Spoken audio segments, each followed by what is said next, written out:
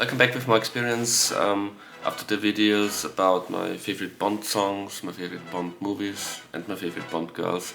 Now it's the video with not my favorite Bond villains, but all Bond villains ranked, each from one movie. There's one main Bond villain in each of the 25 Eon production movies. Sometimes it's a bit of, is it a henchman, is he the villain, but I always went for the one who's like the biggest evil presence in one of those movies. So I've got 25 people, 25 characters to rank, and my number 25, unfortunately, is from the movie Die Another Day. It's Gustav Graves, played by Toby Stephens. I'm not a fan of, or I've not even once watched a Marvel movie, I'm not into that kind of movies, but I imagine a villain from a Marvel movie is a bit like that, almost a caricature of a evil guy. Number 24, Lucifer Safin, played by Rami Malek, No Time to Die.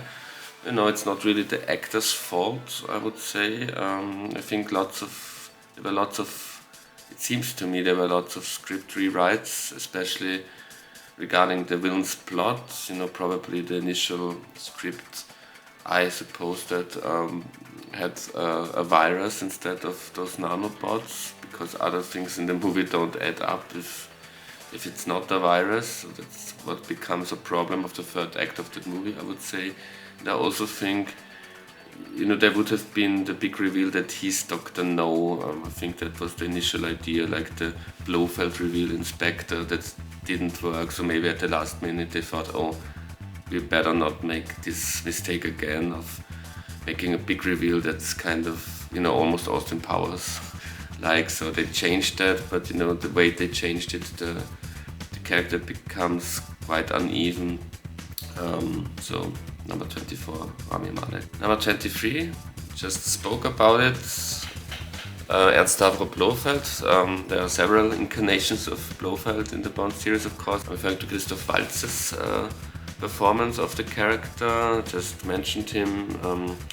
That was the I'm Blofeld reveal from Spectre, very bad executed, and Christoph Waltz is from my hometown, from where I'm from Vienna, so you should have some bonus because of that, but it's just bad. Also the way his portrayal, it's not, I don't think it's really good acting. I think he's one of the more overrated actors in Hollywood in the past decade, one could say. I never really thought of him. I think he's quite one-dimensional. Number 22, Dominic Green, played by Mathieu Amalric, I think is his name, from Quantum of Solace. I really had to think about his name, because that's the problem with his parts. It's very unremarkable, it's not very memorable. It's all in all one of the least memorable movies in general of the Bond series, and the villain is part of that problem.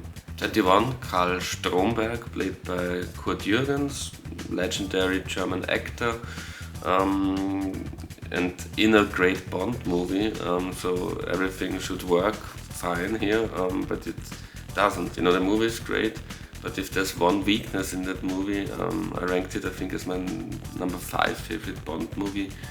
It would probably be like a number 3 or 4. It would be like number 3 or 4 and not 5, with a better villain's plot. As an actor, Kurt Jürgens is awesome, but the material he's given with, is very ridiculous plot, typical Louis Gilbert extravaganza, and like with Gustav Graves, it's almost like a evil comic villain guy.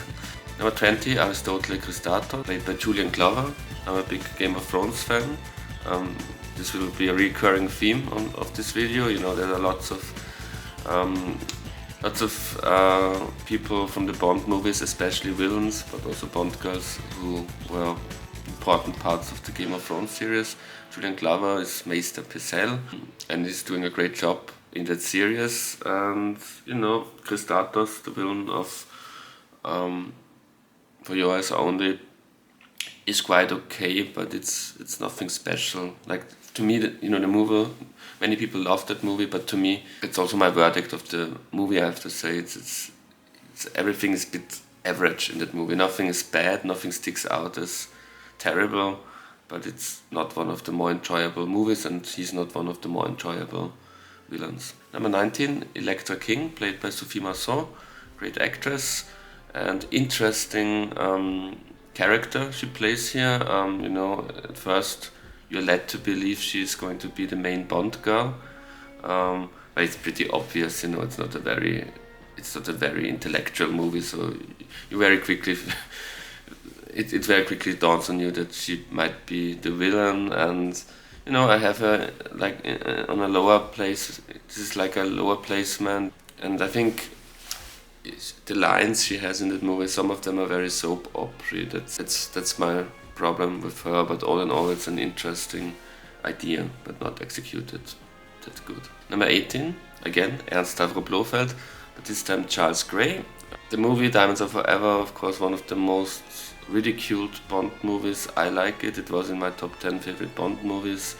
I love many aspects of that movie. I don't necessarily love Charles Gray as much as other ingredients of that movie. The parts that make this a top 10 movie to me are the script, the Bond girl, the theme song, and I also think that Sean Connery is good in that movie. It was just him doing it, reprising the role for a huge paycheck, and that he's bored in it. But I think that kind of bored demeanor adds to his portrayal of Bond. That kind of blasé, arrogant agent that the Sean Connery Bond always was. So I also like his portrayal. So Charles Gray is it's not one of the big reasons for me defending that movie so much, but I think it's okay. It's fits the campy tone of the movie. His interpretation, it's completely different to any of the other Blofelds, and I quite enjoy it. Number 17, Max Zorin, played by the great Christopher Walken. Many probably would have him higher. I don't have anything against it. From now on, I think I really like the villains. The bad villains.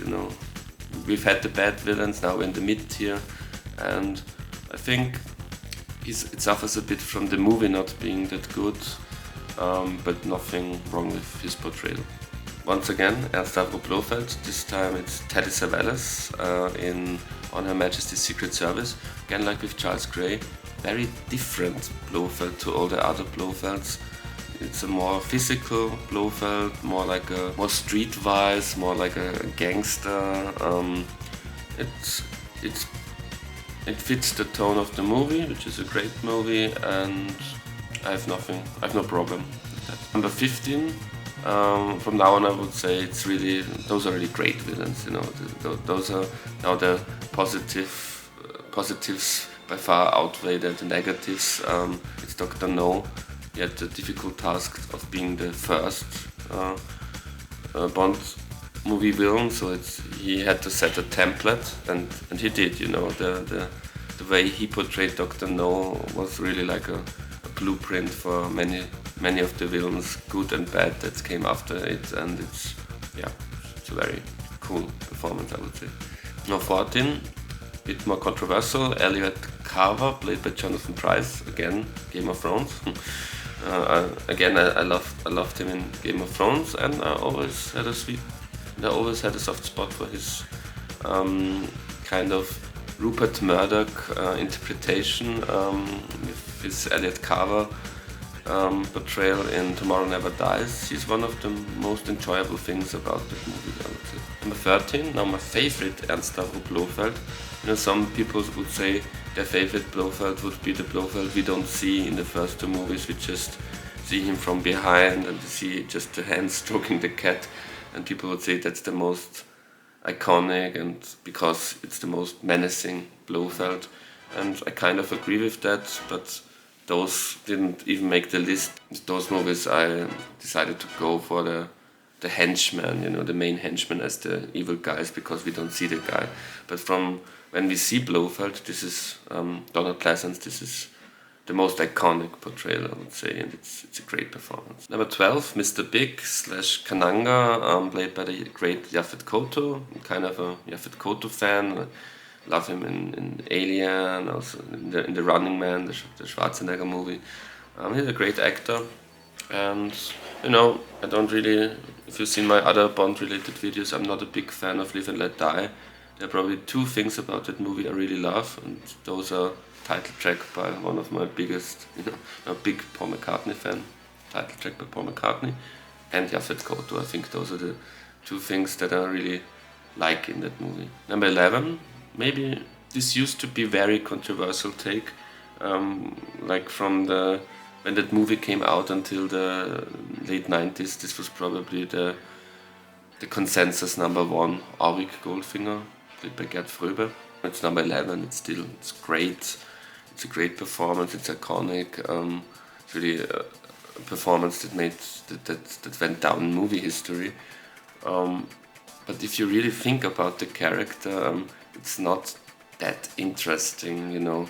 And the portrayal really, you know, that those early Sean Connery movies, they had that elegance and that beautiful look, like the world is a beautiful exotic place, and he doesn't really fit with that. I think it's one of the most unglamorous villains. Plus, in the original version, he's dubbed because he couldn't speak any English, so that makes it a bit uneven. But still, you know, it's number 11. It's that high because it's that iconic, of course. Number 10, Red Grant, played by Robert Shaw. So this is from Russia with Love, where one could say that the Blofeld that we don't see is the main villain, but again, we don't see him, so how do I rank it? How do I rank him? And it's quite clear that the main henchman is the main villain and the main antagonist in that movie. And it's a great performance, a very physical performance by Robert Shaw, fantastic. Number 9, the most controversial thing on today's list is often in the lists of the worst Bond villains, of the most unremarkable Bond villains. I never understood why. It's Georgy Koskov, by Sharon Krabbe, Dutch actor, playing a Russian general, Soviet general. And I never understood what people have against his portrayal. I think, to me, the plot, the script, and the structure of Living Daylights, it's my favorite Bond movie, is almost flawless, and he's a very important key factor that makes that work, that kind of more complex intrigue plot. You know, it's really for, you know, what they tried with Sophie Marceau, that the audience that it takes some time for the audience to realize that she's the bad girl. In this movie it kind of works, you know. He's that slimy guy, he's also kind of funny, you know, there's some comedy in his portrayal, I would say, that often gets overlooked. But besides that comedic parts that are working for me, you know, at least for the first act, you're not entirely sure, is he a bad guy, is he a good guy, and he pulls it off quite nicely. It's an important part of an, in my opinion, almost perfect action movie. Number 7, Le Chiffre, played by Mads Mikkelsen, Casino Royale. Yeah, this is from the more recent times, but it's already managed to be an iconic performance. It's a very different take on what the Bond villain is, and again, it's like From Russia with Love, it's more like a main henchman. There's not that, Bond hasn't yet in that movie found out who the big, as it turns out, Blofeld, played by Christoph Waltz, so that this is the big main evil guy, but you know, those great movies were better when they weren't that big, large, evil world domination villain kind of plots, and Casino Royale is more like a small-scale movie, and he's the Red Grant of that movie, I would say, and it's a great performance, you know, great actor doing a great job in that movie. Number 7, Alec Trevelyan, played by Sean Bean, again, Game of Thrones. Fantastic performance, great actor, again, very much this intrigue plot. It's a bit like what Living Daylights tried with Koskov, but even better, I have to admit. Number 6, Franz Sanchez, played by Robert Davi. It's interesting to me because he's the main villain in my least favorite, according to my ranking, least favorite Bond movie, License to Kill. So even if I don't enjoy a movie, there can be certain aspects that I really like. So that shows how much a Bond fan I am, because when even the worst movie, according to myself, has something like a top 5 film, that means that I can also enjoy, even that I even can enjoy my least favorite Bond movie, and he's possibly the big reason why I still can enjoy License to Kill. He's such a evil guy, you know. I don't think there was ever a Bond villain, and will never be again, that's more brutal, more cynical, more diabolical than him. And that doesn't mean it's not good because of that, but the actor, you know, makes it really work. It's really a very menacing performance. Number 5, Emilio Largo, played by Adolfo Celli. You know, that's Thunderball. I often said it. It's the great hangout movie with beautiful people doing interesting things in exotic places, and it has this glam factor. It has this jet set, this early jet set aspirations, and he's part of that. You know, the casino scenes, his estate, and the yacht, and he's also kind of funny, and he's a bit of like a Bond equal. He's like Bond's equal in a way. He's also a playboy, but playing on the wrong side, so to speak. But, you know, very intriguing performance. Number 4, Hugo Drax, played by Michael Lonsdale, Moonraker. Again, one of the evil guys. He's like a maniac, but still he's also the intellectual kind of villain. You know, the one who's quoting poetry, making observations about the world, and the epic plot to change the fate of the world. And you know, could go wrong with a different actor, but I think he's more like an art house actor, you know. Apart from Moonraker, he didn't really act in those kind of blockbuster movies, so they took one of the most art house like actors to play in one of the most blockbustery, most popcorn like Bond movies, and for some reason it really works with his over the top performance. I think the actor has really fun that for once he can play something cheesy as that. Number 3, Kamal Khan, played by Louis Jourdan. It's a bit like the Adolfo Celli, the Largo thing. It's you know, Octopus is like the Thunderball of the 80s. You know, Never Say Never Again, which came out the same year, was marketed as the Thunderball of the 80s, but Octopus, he really nailed that vibe, that glamour vibe, and Louis Jourdan really plays that gentleman kind of villain.